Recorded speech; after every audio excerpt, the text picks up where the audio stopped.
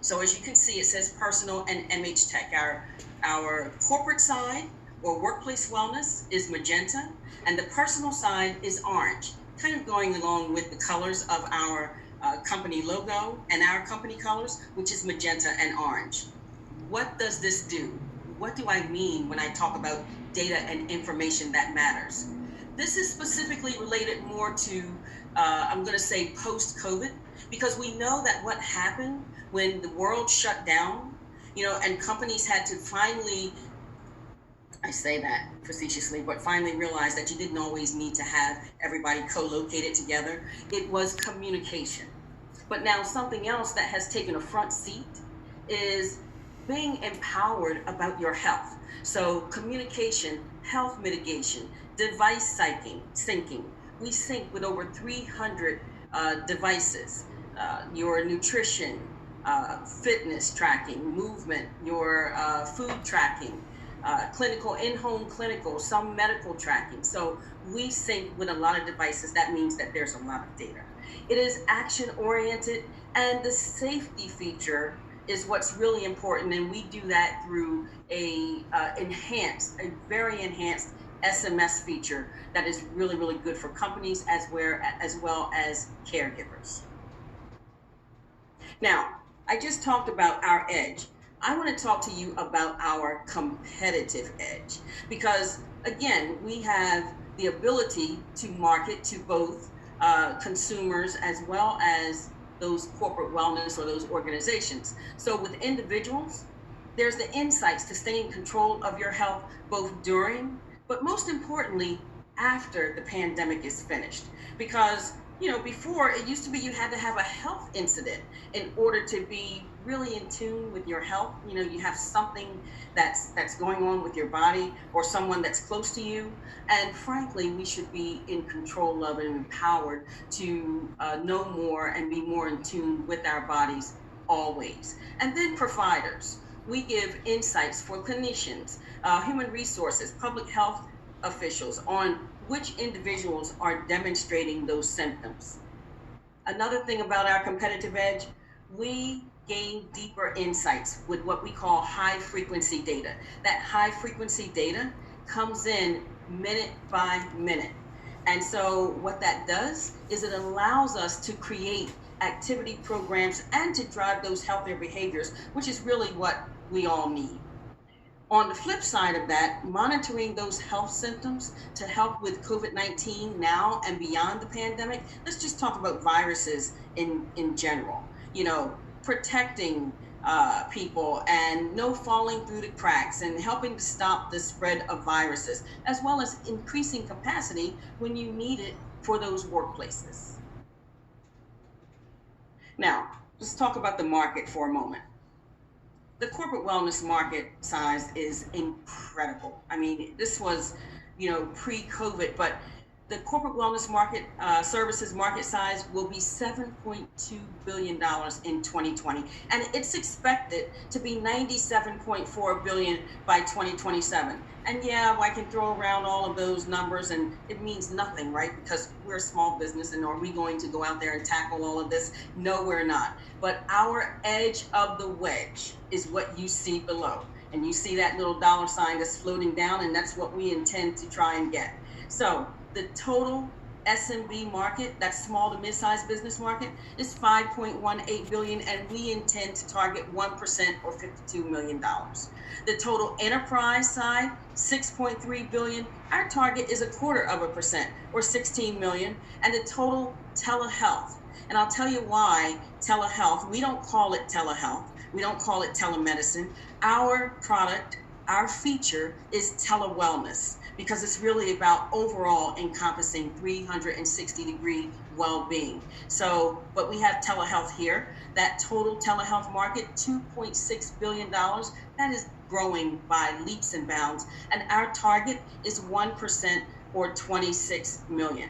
That is basically, and I'll talk about that in just a second. I'm going to wind down. I don't have many more slides, but our targets are the SMB market. That is our sweet spot. And I'll tell you why in a moment. So Our recurring revenue model, we are a SaaS company, but better than that, we are an everything as a service, that XaaS. And here are our revenue streams that we have.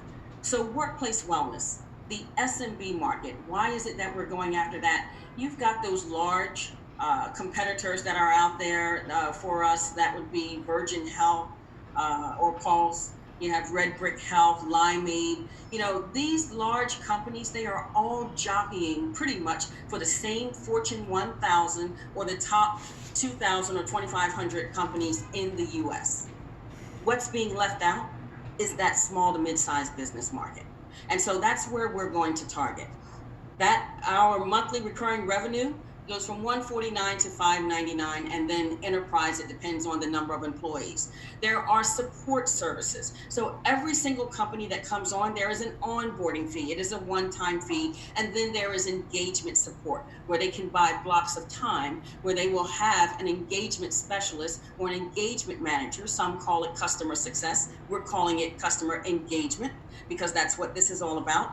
They can buy blocks of time for that on a monthly basis. Our tele-wellness, it is tier-based on a monthly recurring revenue, which also has onboarding for everyone that comes on with tele-wellness. And then our consumer, it is only monthly or annual. And what I have not put forth here, because I didn't want to overload our deck or the slide, is that we have partnered with both InBody and Fit3D, so that if it wasn't for the pandemic, we'd be going into companies and we would be providing baseline body composition analyses. So not only to get you from the inside out, knowing your BMI, BMR, lean body mass, all of those things, but also giving you a 360-degree outline of your body from head to toe with over 60 data points of measurements, as well as a posture analysis, which ties directly into ergonomics, workman's comp, and all of those things that help to drive up healthcare costs.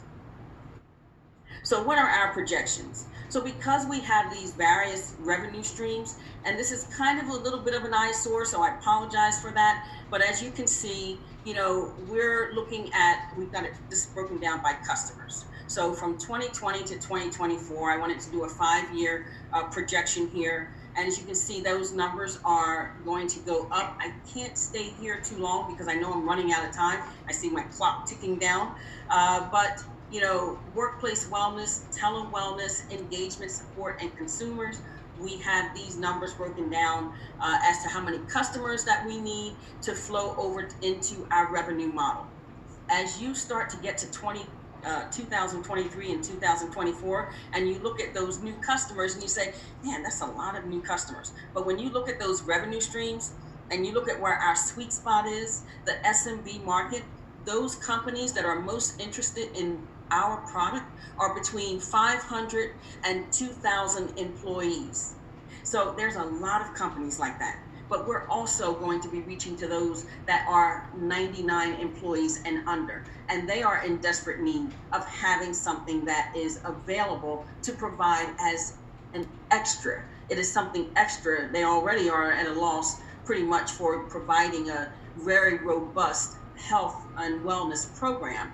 But having Envision Well as a part of their program is something that is worth adding. Then, looking at our target investment.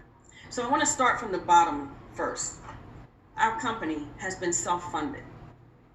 It's been self-funded to the tune of $575,000 plus, and it does not include deferred compensation. We are in it to win it. Wanted to make sure that you knew that. And our target investment is $1.1 million. And what are we planning to do with that money? We are going to hire some key executive hires to round out our leadership team. We're already in talks with these individuals, and hopefully they will be on pretty soon. Sales and marketing, our engagement support. We need to expand our development team here in the U.S. because it was outsourced here in the U.S. to continue our product build out. Our tele-wellness platform, which actually has multiple use cases, our product alone has multiple use cases, because if you were to stretch it apart like an accordion, you could actually have 14 to 16 standalone apps that you would be able to market and sell. But why? Why? When you can have one resource that is sticky to bring people in. And then, of course, operations. I wanted to show you our founding team. Our founding team consists of me, had a much shorter haircut there, I am Tammy Williams. I'm a GPHR and a PMP. I have over 30 years of human resource, change management, and business strategy experience. And when you think about that and who our key individuals are that we need to get in front of, it is human resources and, of course, those CFOs. Carol Pate, it's Dr. Carol Pate. She's an EDD, has been in education forever. I love her for that because, she's bringing a different perspective to what we're doing. And she's also a fellow at the College of Physicians. And Carol is my co-founder, and she is the VP of Research and Education. We are rounding out our leadership team and seeking some advisors for an advisory panel. I want to thank you. I know this was quick. I was trying to talk fast, probably a little bit too fast, but I have a personal ask of you. If you know of a company that is in need of a solution like the Envision Well platform, and maybe they don't even know, maybe you think that they need it, they don't even know that they need it, would you please send their information to me with your permission to use your name as the referrer? And my contact information is below, as well as our website, LinkedIn, Twitter, Facebook. We're on some others as well, but they don't matter here. And, I want to appreciate your time today for, allowing me to present very quickly what it is that we have and where we're going. Thank you.